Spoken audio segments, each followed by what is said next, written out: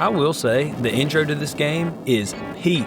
Imagine renting this game for the weekend and come back home to see this title exploding on the screen with some riffing and then this main menu screen. That followed by Sylvester Stallone bungee jumping out of a helicopter, spraying down bullets on bad guys, has got to be in the running for one of the best intros on the Super Nintendo. I mean, that's not an opener, that is a statement. I mean, no, it doesn't hold up that standard for long, but still, this game was put out by Acclaim Entertainment in 1995. Almost 2 years after the movie was released, but you know, that saying about striking when the iron is hot is probably just a myth anyways. But when it finally came out, Acclaim didn't pull any punches in what this game offers. You've got your side-scrolling run and gun, zip lining, climbing, a stand and aim mechanic that lets you shoot in 8 different directions, night vision sections, and even a top-down shooter stage where you can find upgraded weapons behind glass as you break them. It is a buffet of action ideas packed into one cartridge, and you wouldn't believe it, but most of them work. So after dropping out of the helicopter onto the first starting area, you set off to face a gauntlet of numerous baddies, pits, C4 containers, and obstacles through an apocalyptic urban jungle. You've got your typical B to jump, Y to shoot, but you also have A to throw a secondary like a grenade or a Molotov, and X to stand still and aim your firearm, which I haven't seen in any other games, and it was definitely needed to precisely hit all the enemies this game throws at you. But then, there's the jump. Oh, the jumping. The amount of cheap deaths from the unnatural jumping and fall damage are endless. And you heard that right. You take fall damage. Let's do a comparison. Which one should take fall damage here? Exactly. Make it make sense. I want justice.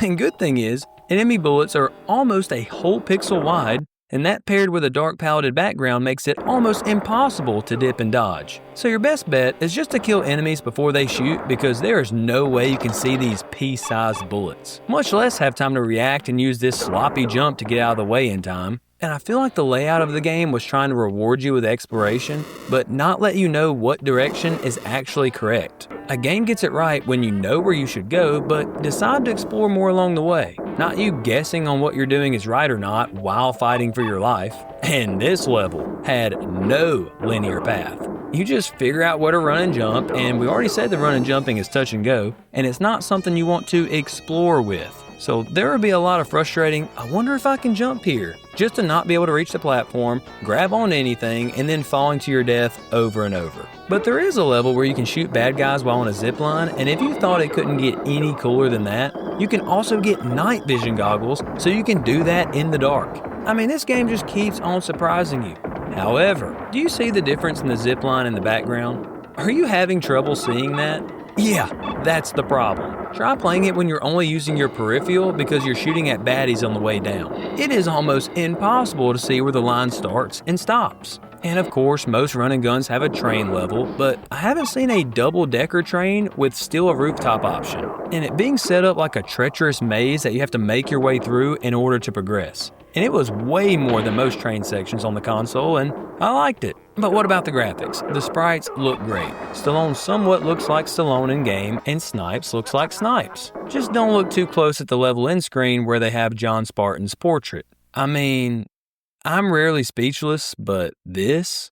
But yes, the graphics are good, but the color choices, everything blends together. Platforms, walls, background, it all just kind of melts into one, which is why I can never tell what I was supposed to grab onto.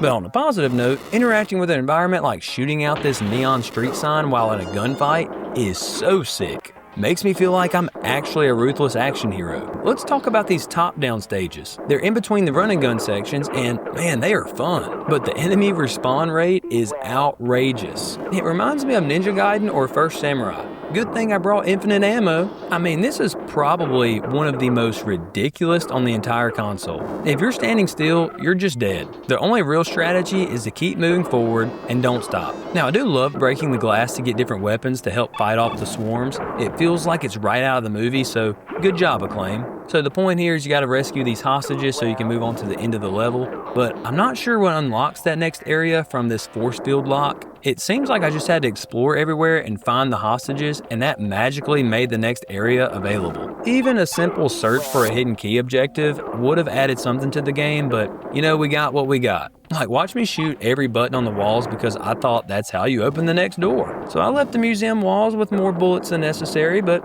hey, I still got through. But these top-down levels play like a less detailed True Lies, or if Zombie Ate My Neighbors was reduced to an in-between level minigame. So there's not all the quality in the two previous mentioned titles, but it's still fun. Now, I don't know why that is. If it's just because it's a surprise to you that you're playing as Sylvester Stallone, the comical waves of enemies, the weapons behind the glass, or it just reminds you of that museum setting from the movie. So even though it seems like a watered-down version of other classics on the surface, that doesn't take away that I still had fun playing them. And the different weapons were a good idea, and the ones you pick up are better, but not enough to tell a difference, maybe besides the shotgun. And I'm telling you, the bullets are so small, you basically have to judge enemy reactions to see if you even hit anything. And another thing I enjoyed was the car park boss. Now, the level itself made me furious with all the jumps and the cheap fall deaths, but the boss fight was against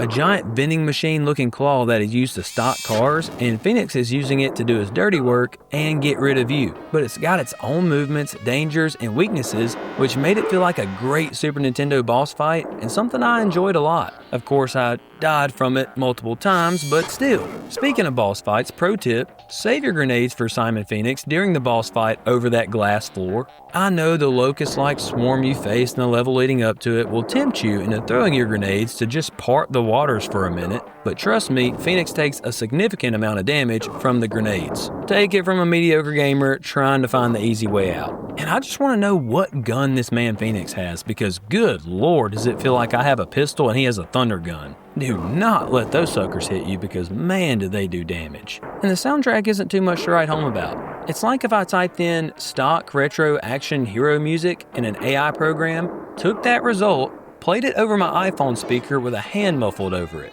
And no, I'm not exaggerating. Now, I hear the Sega Genesis version has a much better sound to it though, although I haven't had a chance to play it. I do like the voiceovers like "Send a Maniac to Catch 'em" and Phoenix's evil laugh, which helped with the immersion as a fan of the film, but I bet the cutscenes do this even more on the Sega CD version. Man, I gotta get a copy of that to check it out. But speaking of sounds, I do know, however, this beeping on the map screen in between levels is insanely annoying. But I think that's smart on the devs' part. I mean, I hate it so much, I didn't let it linger long or check my phone in between levels because I didn't want to hear it, which led me to keep playing the game in a hurry. It's kind of the same logic that the seatbelt noise in your car makes you put on a seatbelt. I mean, it actually drove me to playing it more.